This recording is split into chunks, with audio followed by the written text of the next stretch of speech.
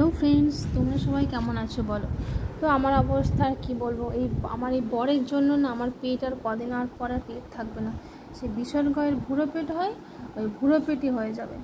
দুদিন ছাড়া শুধুই বলবে বাইরে খাবো বাইরে খাবো, আর ওর ইচ্ছে হয় বলে আমি আর না করতে পারি না। তাই সেদিন আমরা চলে গিয়েছিলাম ম্যাহগি পাঞ্জাবের উদ্দেশ্যে। ওটা আমার বেশ পছন্দের জায়গা, আর আমার বাড়ি থেকে বেশ কাছেই। আর ওখানকার অ্যাম্বিয়েন্স প্লাস মেনু আইটেম আমার বেশ ভালোই লাগে। প্লাস ওখানকার স্টাফরা আমাদের সাথেও বেশ পরিচিত হয়ে গেছে, গেলে কথাবার্তা বলে, যেহেতু আমরা প্রায় যাই ওখানে। তো সেদিন আমরা তিনজনেই পিচ কালারের ড্রেস পরেছিলাম, যদিও এটা প্রি প্ল্যান ছিল না।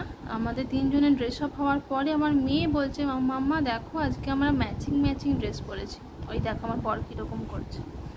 তো আমরা তিনজনে বসে পড়েছি, একটু ফটো তুলে নিলাম।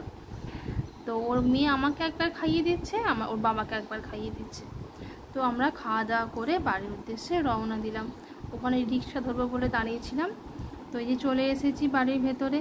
আমার মেয়ে এবার গেট বন্ধ করবে, আমাকে বন্ধ করতে দেবে না, বহুত পাকা, এক্ষুনি ছুটে চলে যাবে, ভেতরে গেটটা বন্ধ করে দেবে, দেখবে আমাকে ঢুকতে দেবে না। ওই দেখো ছুটে চলে যাচ্ছে, আমাকে ঢুকতে দেবে না, ওই দিয়ে দরজাটা বন্ধ করে দেবে।